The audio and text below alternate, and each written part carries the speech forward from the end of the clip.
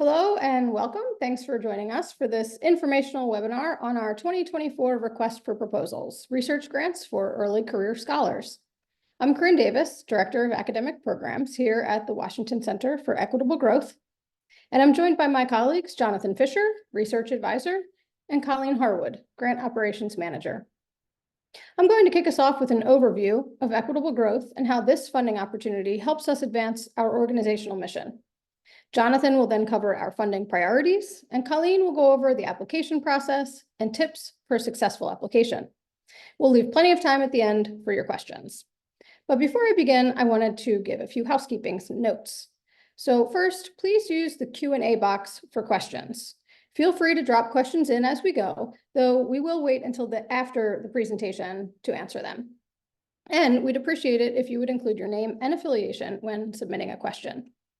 If you have a specific question about your own specific research project or your own situation, please email grants@equitablegrowth.org or use our form to request a meeting with Equitable Growth staff. And we'll drop a link to this form in the chat. You can keep an eye on the chat for other links that we referenced during the presentation.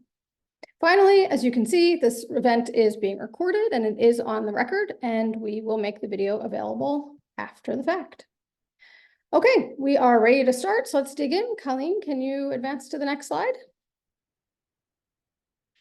All right, the Washington Center for Equitable Growth is a nonprofit research and grant-making organization dedicated to advancing evidence-backed ideas and policies that promote strong, stable, and broad-based economic growth.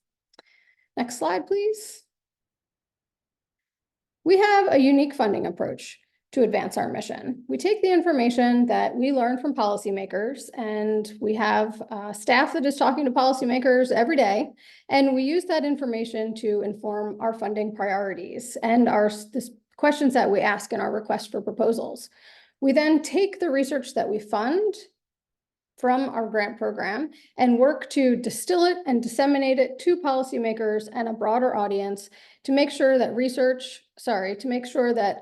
policy is grounded in evidence and will lead to broadly shared growth. We do recognize that research can uncover issues that policymakers may not be aware of or aren't paying much attention to, and this is a really important role that research plays. So we are interested in funding this type of research. All right, next slide. So because we have a unique funding approach, we do have a unique approach to our grant program. So we support and build a growing community of scholars, including early career researchers that are studying the relationship between inequality and growth, and we work to build a bridge between academics and policymakers. How do we do this? Next slide. This specific request for proposals helps us to do this by funding these early career scholars. We think of the investments that we make through this funding opportunity, not just as investments in your research project and a specific research proposal, but an investment in your research agenda and an investment in you. So beyond financial support, our grant program provides all grantees with a suite of grantee resources. This includes support for meeting with policymakers or getting information from policymakers through one-on-one meetings or small briefings, support talking to the media, writing broad audience pieces, doing press backgrounders, and also support to elevate your research and your research findings within academia. We support engagement at academic conferences, and we have a working paper series. We also provide opportunities to get feedback, mentorship, and networking from our academic network. I am now going to turn it over to Jonathan, who is going to give an overview of our funding priorities. Thanks, Corinne. I am Jonathan Fisher. I am research advisor here at Equitable Growth. I'm an economist and also a two-time grantee from Equitable Growth when I was in previous positions. I'm going to start by discussing our funding priorities. As Corinne showed, we want to get feedback from policymakers and then fund research and then give that research to policymakers. But we can't fund all potential policy areas related to equitable growth. And so I'm going to discuss the 6 areas that are funding priorities for this RFP. So, the 3 on this first slide are human capital and well-being, economic mobility, and the labor market. And we give example questions here and example question, more questions in the full request for proposals. But that is not an exhaustive list of research questions we're interested in. They give examples of the type of research we're in and to help guide you to make sure that your research will fit within our priorities. And so if we go to the next slide, we see the other three funding priority areas, which are macroeconomic growth, fiscal policy, and market structure. And again, these are just example questions of the type of research we're interested in, not, again, an exhaustive list. And we share these funding priorities, if you can go to the next slide, Colleen, and they should inform your research proposal and your research statement.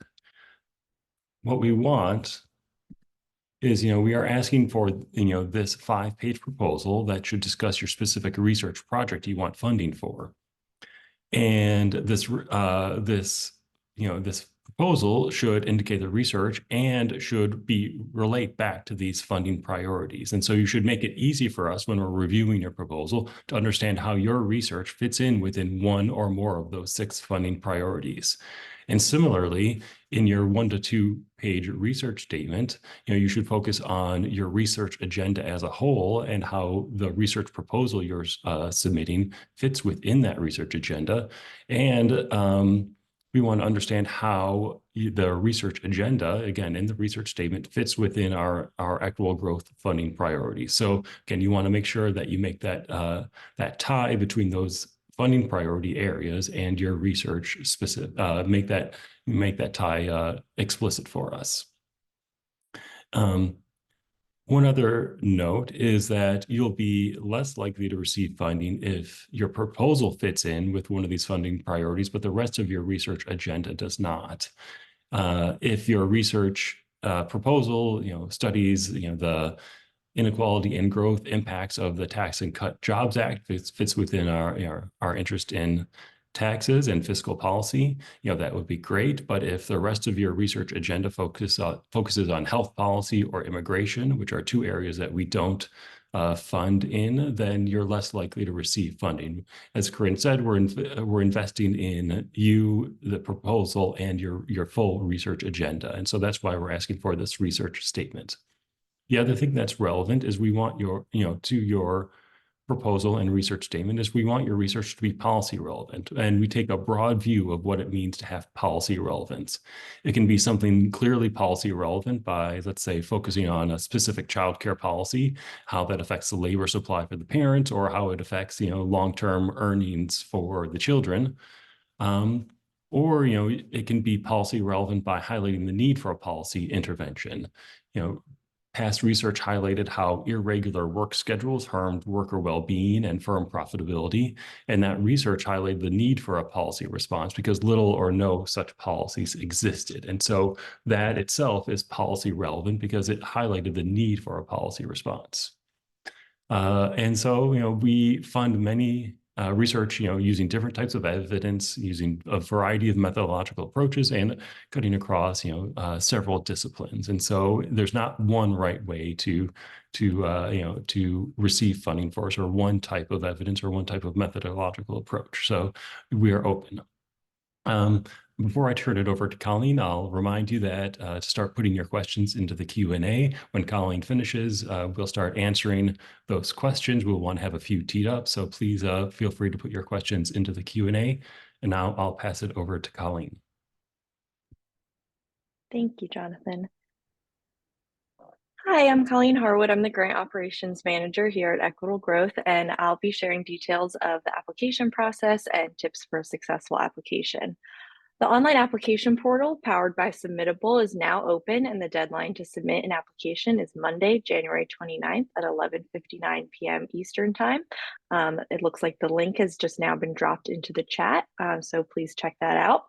And as we've mentioned already, to submit an application, you must submit a 5-page proposal, a 1 to 2 page research statement, and a CV that's limited to no more than 2 pages. Early career grants are open to researchers affiliated with a U.S. university whose PhD was issued within the past 8 years and who have not yet received tenure. The grants are also open to graduate students who are currently enrolled in a program at a U.S. university and who are in the dissertation stage of their graduate career. Your proposal should include the problem addressed by the research, engagement with and expected contribution to the literature, methodological approach, including data sources and research design, the status of data access, policy implications, and the timeline for completion. Your research statement should include the motivation behind your research agenda, your current research, and the future direction and potential of your research.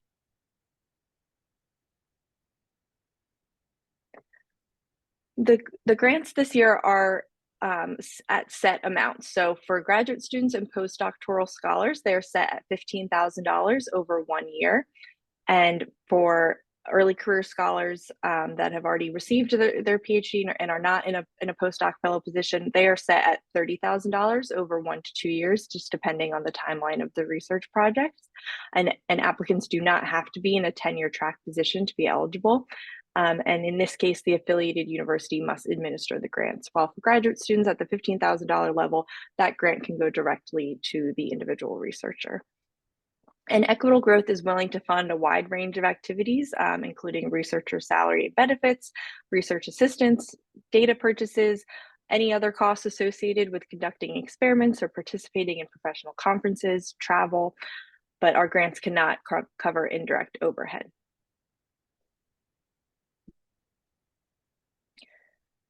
Now we'll talk about the evaluation criteria. So all applications will be evaluated on the potential of the proposed research and overall agenda to generate actionable insights and inform policy design and implementation, as well as the researcher's potential to engage beyond academia to inform evidence-backed policy solutions, and how well the proposed research questions are appropriately framed within the existing literature and the potential to advance the literature. Relevance to Equitable Growth's mission and methodological soundness is also taken into consideration.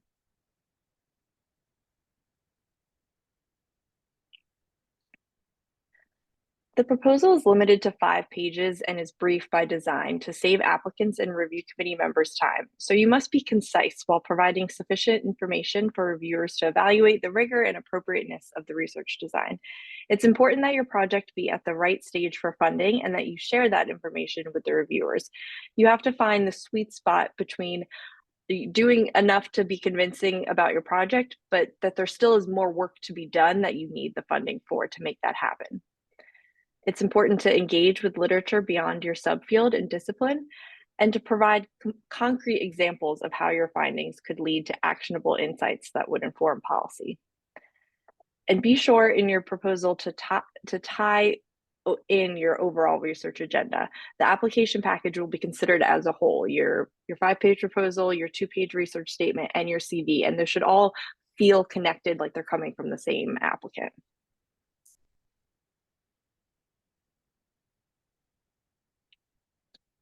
As you prepare to submit your application, take the time to read through each section of the request for proposals, as well as the webpage on early career grants, which I believe we can also drop in the chat. Following the guidelines on this in the RFP and in the early career grants webpage will help you understand if your research is a good fit for Equitable Growth and will help you draft a strong proposal for the review committee to consider. We also recommend creating your online application portal account sooner rather than later so that you can check out the requirements, feel comfortable using the platform, and make sure that you don't have any questions prior to the deadline. Of course, you can work on your application proposal offline. You'll be uploading the documents as PDFs or Word documents, but you should still log in to make an account, check out the application portal so that you are not caught off guard when it comes time to actually upload and submit your application materials. When writing any funding request proposal, it's important to structure your writing in a way where the reviewer can quickly understand your goals and plan to accomplish your goals. We suggest using our suggested template that we can share in the chat, and you can download this simple template and use it to draft your proposal using the headings that outline what we're using to review your proposal will help create a clear guideline for your writing and help reviewers to review your proposal. A common mistake in unsuccessful proposals is lack of consistency when talking about your research question or the research design, so be sure to proofread prior to submitting. The last tip I have for you before we turn to Q&A is to be clear about your data sources and the status of data access. It is not a requirement to have access to the data your project needs at the time of submission, but it will help us understand and assess your proposal if you state what types of data you will use and how you plan to access that data.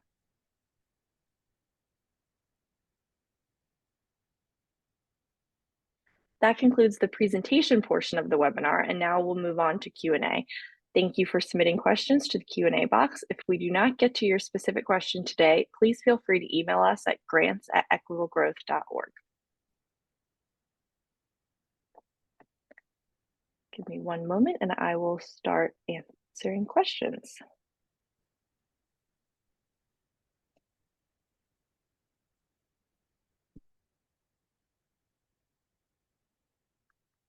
First question is, if our project is joint with another early career scholar, can both of us submit the project and potentially get funded, or is that impossible?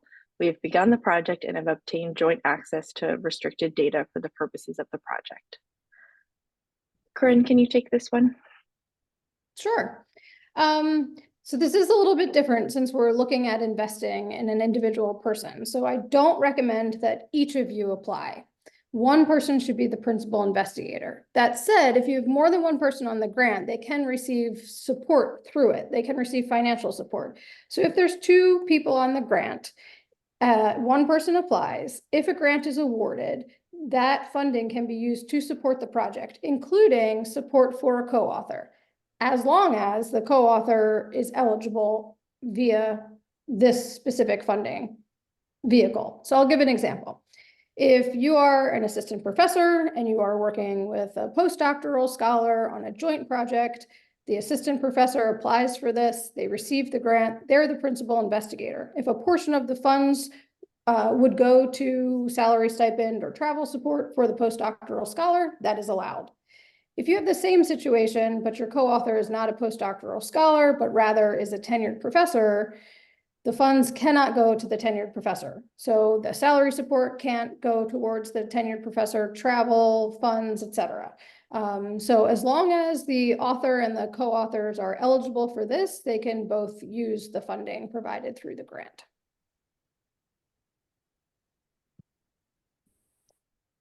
Thank you, Corinne. The next question is, I'm currently a postdoc, but will be appointed as an assistant professor in the fall of 2024. In light of this upcoming transition, am I eligible to apply for the non-postdoc grant? Your eligibility is determined by at the time of the application, but if I'm understanding the question correctly, I believe you would be eligible for an early career grant beyond the $15,000 postdoc grant. Is that correct, Corinne? Yes. The next question is, do you support research focused only in the United States? If my focus is Latin America, will this be a fit for funding? Our focus is on US is research related to US policy. We have funded research in the past that uses data from countries beyond the United States, but it's our preference to focus on the United States because we're focusing on the United States policy. So the research can take place elsewhere, but it needs to be justified. Corinne or Jonathan, I don't know if you want to expand on this. I usually have a go-to example on this one, but I'm blanking. I can give a couple quick examples. So one, we funded research in the past on a wealth tax. The United States doesn't have a wealth tax, so but it was at some point on the policy agenda.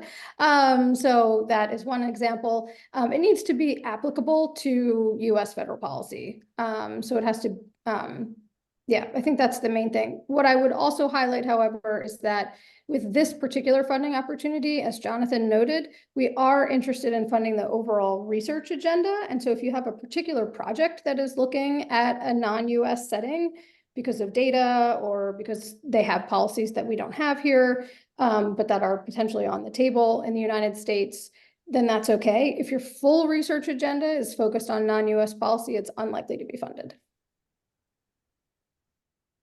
Great, thank you, Corinne. We have questions about whether the slides will be shared, and yes, they will. You will, if you registered for the event, which you did since you are here, then you will receive a follow-up email that will include a link to the slides. For graduate students, does the project need to be completed within 1 year? No, the project does not need to be completed within 1 year. That is just the timeline of the grant. The funding would need to be spent down in that time period. Do you allow transferring the grant to another institution along with a new applicant if they've moved institution during the grant period? We sometimes have grantees move institutions during the grant time period, and that's usually fine. We are able to make work with the university or individual to make that transfer. How exactly is growth defined or interpreted in equitable growth? This will help understand if our proposal has implications for equitable growth. Corinne, you want to take this one? I'd love to pitch that one over to Jonathan as the economist in the room. We have a broad definition of growth. We want to, if you look at some of the example questions, they, would speak to things beyond just, what a macroeconomist might think is growth. We have questions of, questions of intergenerational mobility, and if something increases intergenerational mobility, that indirectly or will help economic growth. And we funded research around unions as well, and say, well, unions will lead to will have these positive impacts on the workplace and lead to more equitable growth. And so we have very broad definition of what constitutes equitable growth. I see, Corinne, I don't know if you have any other examples you wanted to give. No, I think that covers it. A classic example is increasing labor force participation, or showing that investments in children lead to longer term returns. But yeah, just underscoring what Jonathan said, we have a relatively broad definition of growth, but we do want you to pay attention to it. Don't just focus on the inequality and not the growth, even if it's not direct.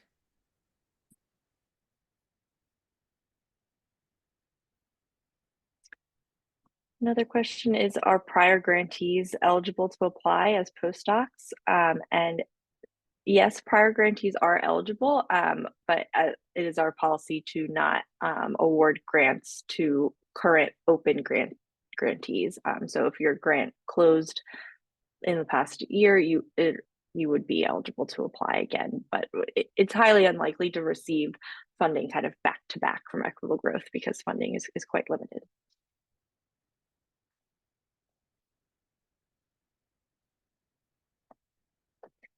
A couple of people are asking about how they can find out if their specific research is the right fit for this RFP. And a great thing to do would be to fill out the office hours request form. And that form will ask for a brief blurb about your research that will help us either determine from that form if it's the right fit, or if we need to have further conversation, and we'll schedule a call with you. If one's research agenda is not wholly described by the funding priorities, for example, working on taxes and immigration, does that mean that person is very unlikely to receive funding, even if the research proposal and parts of the agenda are a fit?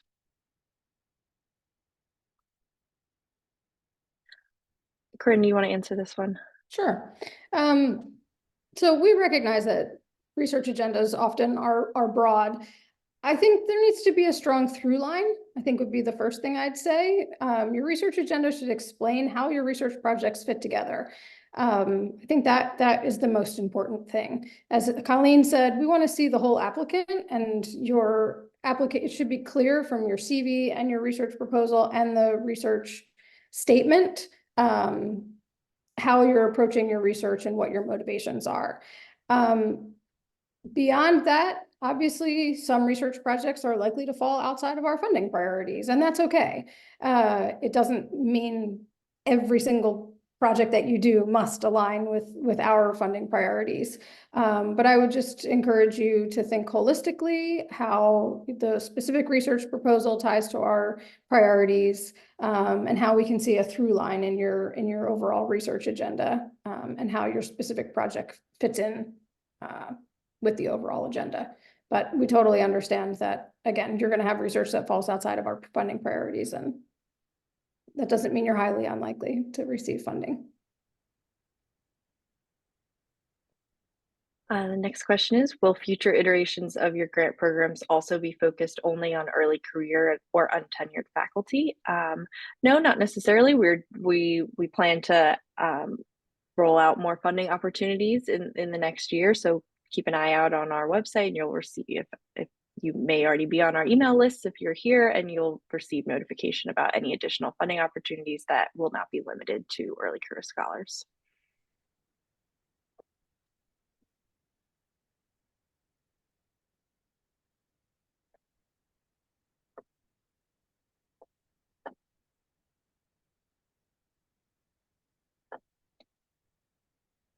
Is there an example of a successful proposal statement from the past available on your website? That's a good question. We in the past we have pointed to a successful proposal from years ago that I think still is on our website. It's a little bit different than a proposal now, since we've changed the requirements slightly. It's now a 5-page proposal. It used to be a 6-page proposal for our doctoral students. We used to have a letter of inquiry. Things have shifted a little bit. So we can try to put together a best example. We will look into that and try to prepare a resource for that. And you can also follow the template link that was dropped above. We try to provide guidance there, both on how it can be organized, and we provide a word count to give you a sense of the balance of the different things that you need to hit in the proposal. Another question is on detailing a timeline or budget in the proposal. In the 5-page proposal itself, you do not need to spend time or word count on talking about the budget. When you go to fill out the application online in the portal, you'll see there's a pull-out box that's just a brief section where you can talk about your budget and what you would use the funds for. So you don't need to include that in your 5-page proposal. The next question is, do you have any recommendations for writing a proposal for archival and historical research? Are there examples of archival research being funded by Equitable Growth? Jonathan, do you know of any examples of archival research with Equitable Growth? Yes, we just. I have one. You want me to jump in? Yeah, please do. Yes. So 1, 2 here. I think that this, if you're thinking about the policy, I'm wondering if the applicant or the potential applicant is worried about making the case for policy relevance of archival research. It could be the instance. So yes, we have. I think a good example is redlining and segregation, place-based neighborhood segregation. We funded a handful of projects on that. That is a good example of archival research that we have funded in the past. And I think that research makes it pretty clear how there's current policy implications. We know that wealth, for example, is driven through housing. Opportunities for public education and public schooling is set up that way. So yes, we have funded archival or historical research. And yes, I think that there are ways to make current, even though this wasn't explicitly asked, yes, there are ways to make clear how that can have current policy implications. I hope that answers the question. I see a question about applying for an early career grant and the AEA Summer Economic Fellows Program? And that's a great question. We should have included that earlier. You'll actually see when you go to apply for the Early Career Grant, there's a question at the bottom of the page that describes the AEA Summer Fellows Program briefly and links to more details. And you can actually select to opt in to also be considered for the AEA Summer Fellows Program with Equitable Growth. So you're not limited. You are definitely can apply to both. And we make it really simple by if you apply for an early career grant, you can just select to opt in to be also reviewed for the AEA Summer Fellows Program.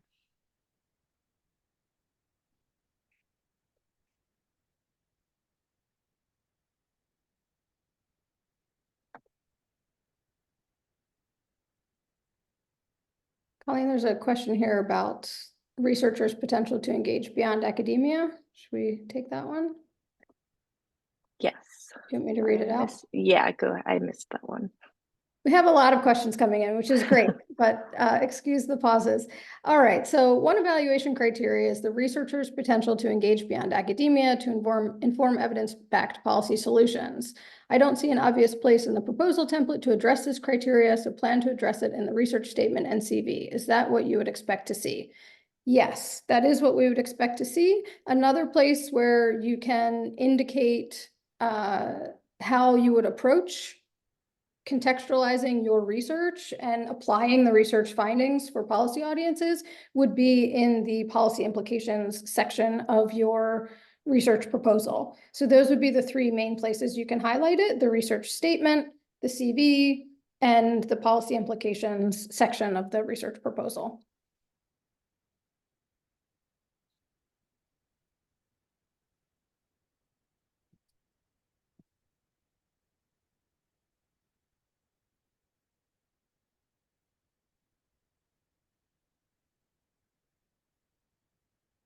All right, we have a question about, I don't know, Jonathan, maybe you're answering some of these. Oh yeah, so Jonathan is also very quickly typing and answering some directly in the chat.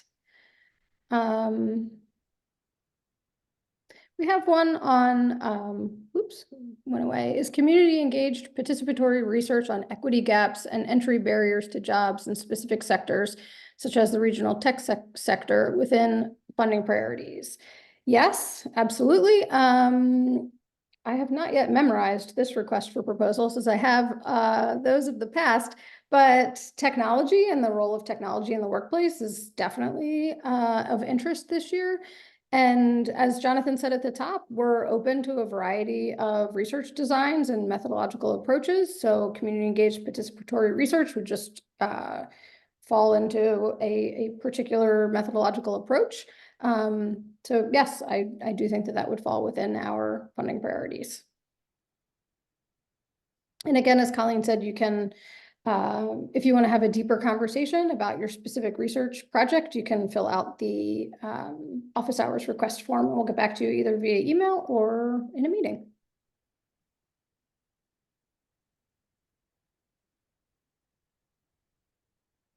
Will you consider applications that fit outside of the 6 categories but still fall within inequality and the theme of inequality and growth?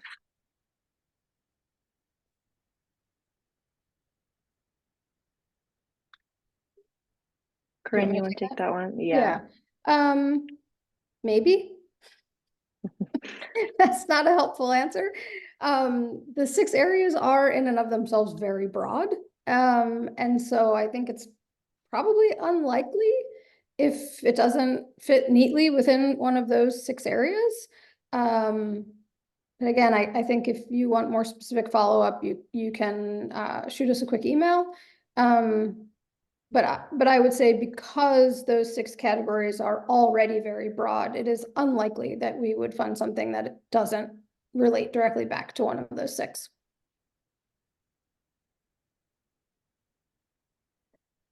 You mentioned health policy is not included among the center's research priorities. However, do questions related to incentives and market structure in the healthcare world fit the center's interest? Jonathan, you want to take this one? So the market structure, so we often fund research related to competition in the healthcare industry. if that's what you mean by the market structure. But if it's about how incentives, encourage individuals to take up health insurance, or how incentives for health insurance, affect other life outcomes, then no. But if it's about market structure and within the healthcare industry and the level of competition in the healthcare industry, it is of interest.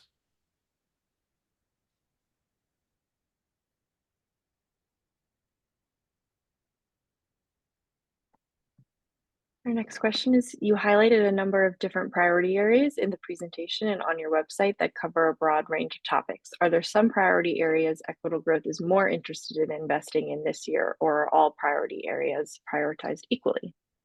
Corinne? Sure. No, none are prioritized any greater than the rest. I would just say that we seek to have a balanced funding portfolio.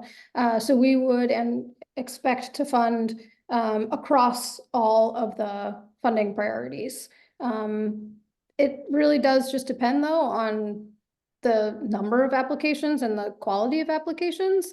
There are certainly some years where we, for whatever reason, receive a much greater percentage, a higher percentage of applications in a particular space. That does end up meaning that competition in that space is higher, because we want to fund a balanced portfolio. So no, none are prioritized higher than any of the others. We hope it to be balanced.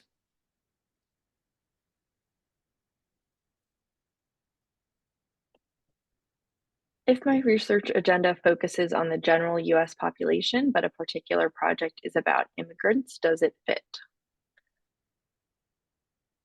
Jonathan, you want to take this one? That's one where I feel like we don't have enough information yet. It maybe you want to schedule an office hour visit with us to help us understand it. I think we were thinking more, when the example I gave of immigration, I think I was thinking about immigration policy. But if immigrants are, part of population of study, obviously the immigrants can contribute to the growth of the economy. But if it's about immigration policy, we're less likely to be interested in it. If that doesn't give you enough guidance, again, I suggest you can email us at the email that's been provided, or schedule an office hours appointment with us.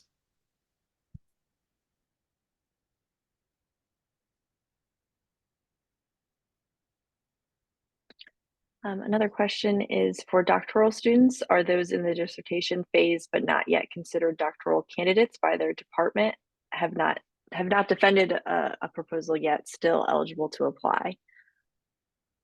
I believe you have to be considered a doctoral candidate by your university to be eligible. Is that correct, Corinne, how we're defining the eligibility? I think so. I don't know, Jonathan, if somebody's like going to be defending in a couple months, I think you'd be eligible. I mean, we're not going to call your university and ask them if you've been granted candidacy. But I think it should be clear from your CV and from your research statement where you are. Jonathan, do you want to add anything? Yes, we're not going to verify, but if you're in your first year of the program, it suggests you're not in the dissertation stage yet. So we're going to use some rules of thumb if there's a question, but hopefully you've already, you're either close to your proposal defense or have completed it already. Another question is about the average approval rate for grant applications in previous years. Our grant program has shifted a little bit, but it's always been very competitive. We are only able to fund less than 10% of applications. We limited funding and lots of applications, which is why we try to make it a fairly light lift with just the 5-page proposal and short research statement. Because we know that it takes time for folks to apply for funding, and it's pretty competitive.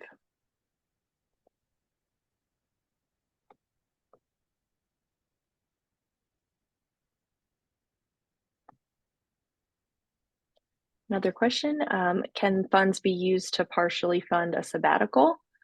I don't see why not, unless I'm missing something. Our funds can be used to fund researcher salary, which would be a part of sabbatical funding.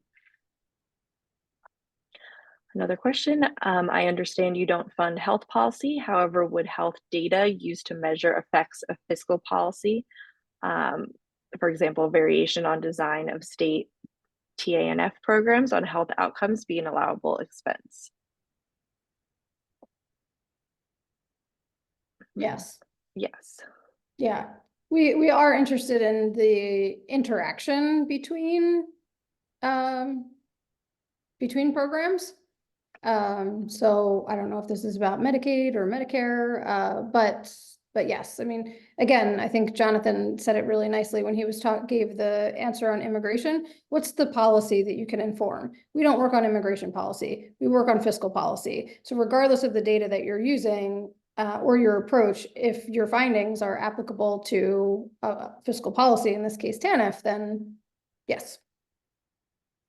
So think about the policy outcomes, I think, is the way to think about it. It's not so much the data that you're using, but what are the policy implications? What are the actionable policy findings that you're, or the actionable policy? I got my words mixed up. How can your research findings inform actionable policy? Another question. You mentioned earlier that you mainly support research relevant for U.S. federal policy. How broadly should I interpret this? For example, would you consider funding research about tax competition between U.S. states or property taxes set at the state level? We are interested in research that focuses on states and municipalities. Jonathan also gave the example earlier in the webinar about highlighting a need where there was no policy action, and that was on scheduling stability. We funded a lot of research on scheduling stability, and there has been a lot of action there, mostly at the city level. And so, yes, we're certainly interested at the state and local level, at policy at the state and local level.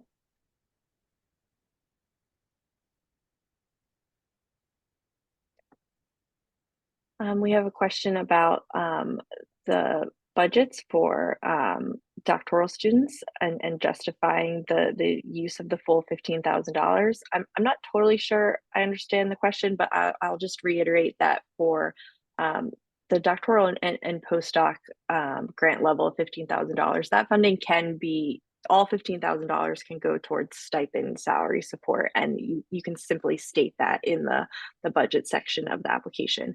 Or if you do need to use the funds for data purchases or travel to conferences, you'll state that in the pullout box on the application. But stipend support is totally fine.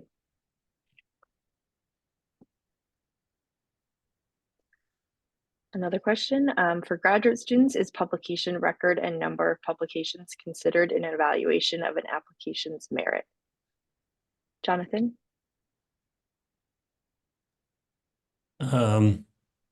We don't expect our graduate students to have publications and to have a lot. So, I mean, we're gonna look at your CV, and but the people we fund aren't those with lots of publications already. So so we're going to look at research potential and where you are going, and not necessarily what you've already done, especially for a graduate student. So don't feel like if you don't have 2 publications, you can't apply. Please, we do expect people, these are early career grants, so we do expect people to be early in their career. Okay, we are at time. Corinne, do you want to close this out? Sure. Thank you for all the great questions. I know that we're out of time, so I will just encourage everyone, if you have further questions or you want to follow up on one of the questions and answers we gave, you can email grants@equitablegrowth.org, or you can find we're going to be dropping both a recording of this plus slides plus the link to request office hours on within the RFP on our website. So check that space for more resources, and you can always email grants@equitablegrowth.org. We hope you will apply, and thanks for taking the time to learn more about our funding priorities today. Thanks for coming.